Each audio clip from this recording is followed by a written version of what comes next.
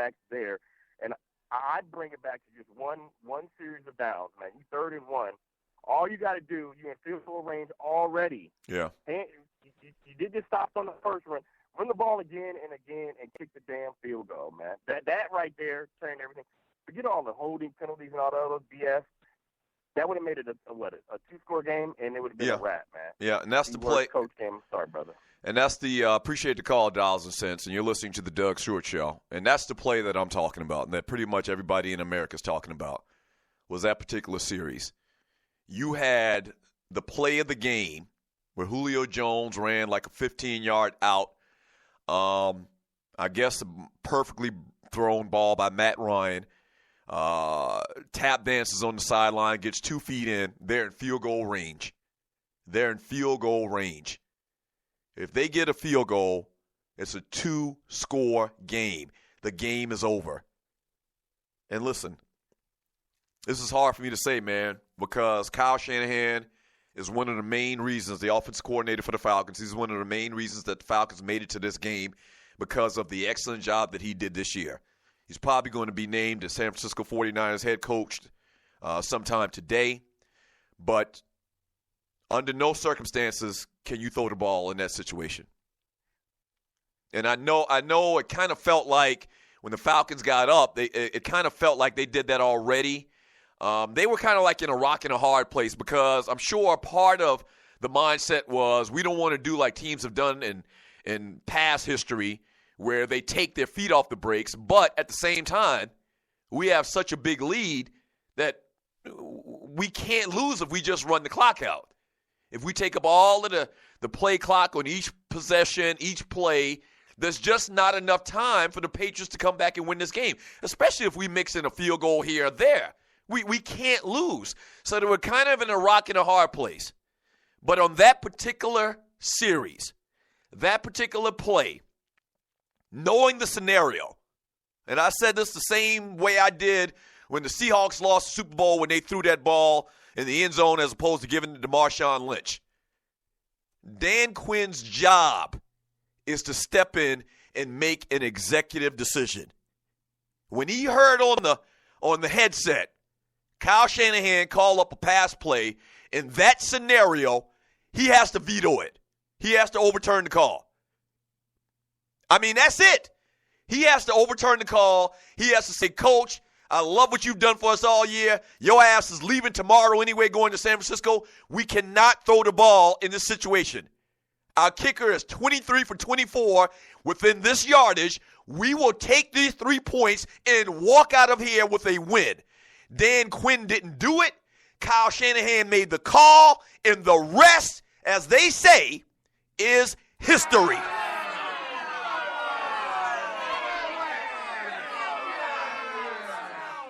You can't do it. You got to take them points. Matt Bryant's 23 for 24 in that distance. You can't do it. You can't do it. You can't. And not only can you not do it, and Matt Ryan deserves some of the blame as well because he should know better. He's the league MVP as announced this weekend. He won the league MVP. He's been in the league for, 9 years now? He can't take that sack. He can't.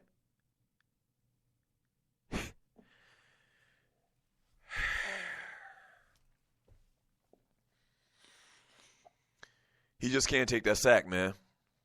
And it shouldn't have come down to that. Don't get me wrong. It shouldn't have come down to that. It should not have come down to that. But Matt knows better.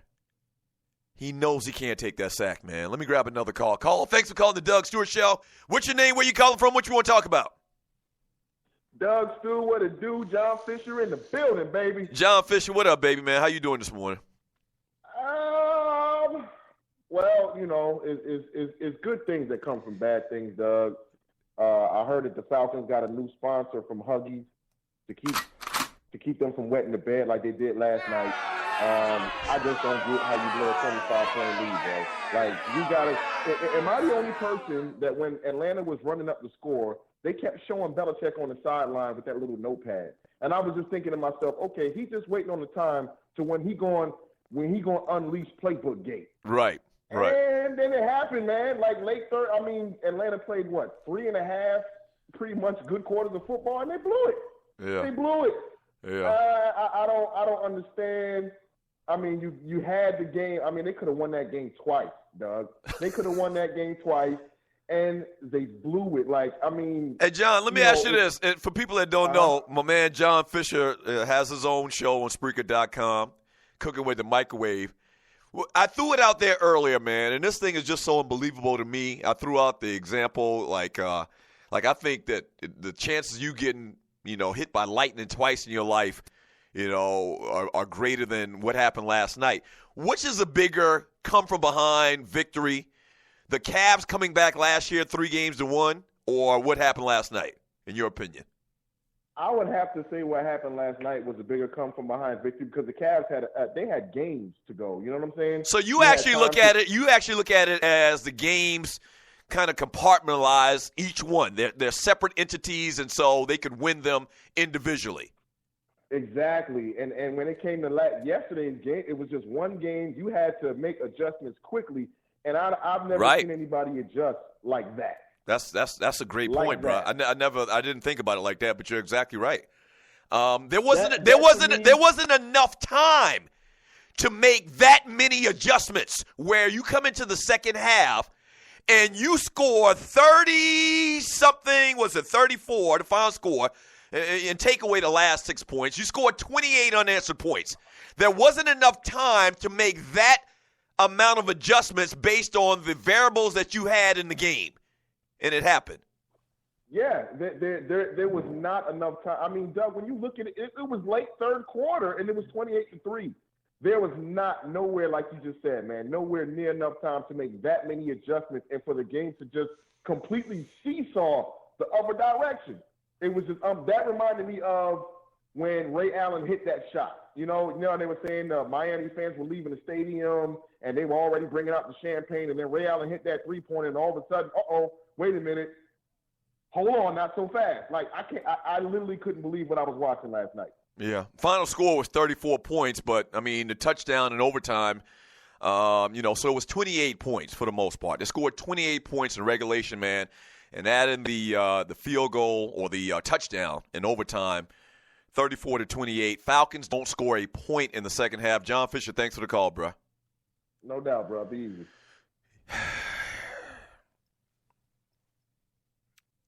Falcons don't score a point in the second half. The number one rated offense in the NFL. That's impossible. And I told my wife this morning when we were talking about it. She asked me, well, what happened? And I says, I can't even explain it to you because what happened last night doesn't happen. What was the stat? They gave a stat, and they said at that point in the game, 19 points ahead. Teams that are 19 points ahead with that amount of time left in the game, I believe it was, are 93-0 in NFL history. Did you hear what I just said? 93-0 was the stat that they gave last night with teams that were up by 19 points with the amount of time left that they had in the game, and the Falcons found a way to be the first team ever out of 93 other times to let it happen.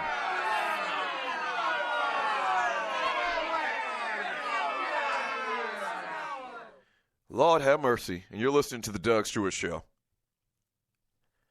I mean, I don't know. I just this is the grieving show, man. And you're listening to the Doug Stewart Show. And them bastards from New England, man, they know good and well that they didn't deserve that win. I guess they did. But you know the point I'm trying to make. Them condescending, arrogant, some of my bitches up there in the New England area, man. Like, really? Really?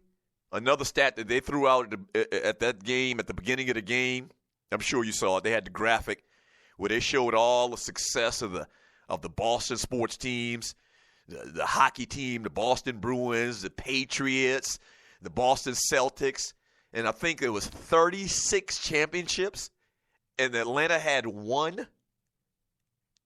How can And I don't want to question the good Lord because, I mean, hell, he's the good Lord.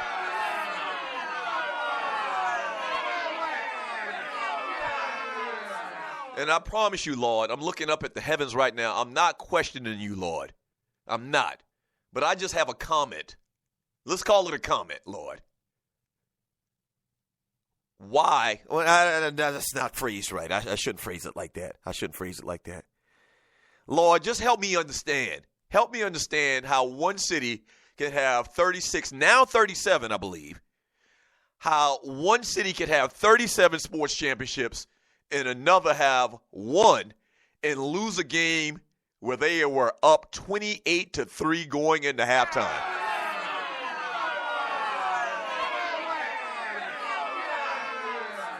Lord, I'm not questioning you. I'm just asking. I'm just asking, could give me some clarity.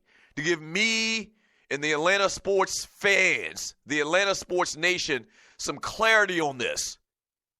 Like why? We almost feel like the redheaded stepchild. Lord, why you like New England sports more than you like Atlanta sports?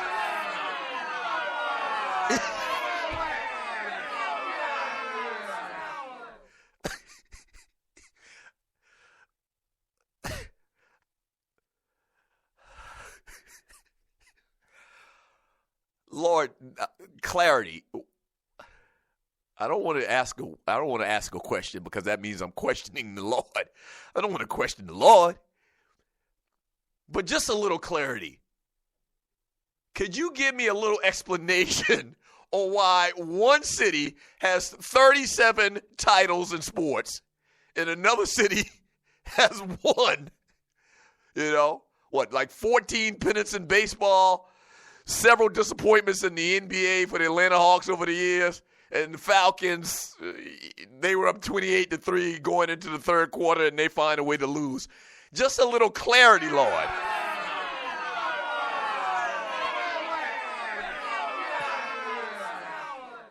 From Sensational in the chat room on Spreaker.com, from God, because y'all got rid of Freaknik.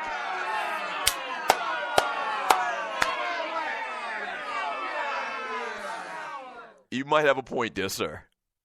You might have a point there. Right.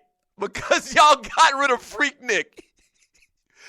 Because y'all ran all those little innocent black kids coming to Atlanta just to party for their spring break. You told them that you're not welcome here. That's why. That's why I'm punishing y'all.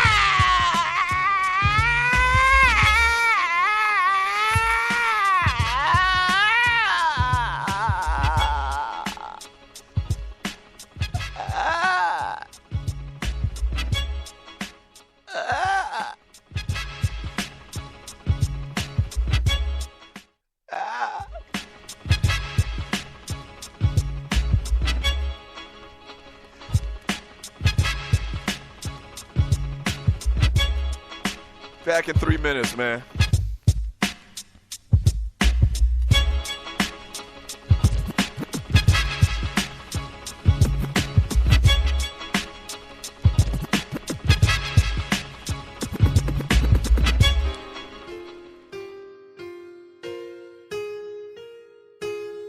Ways of the world, ways of the war. My words are direction, thoughts put down for perfection, for dead minds, resurrection, for hard heads a lesson, towards the feeling, true confessions, daily movement, progression, handle minds with aggression, respect my essence not to get caught in intersections like a lethal weapon, or safety for protection, here today be here for tomorrow, granted like words and scriptures for you to follow, pay attention, not all man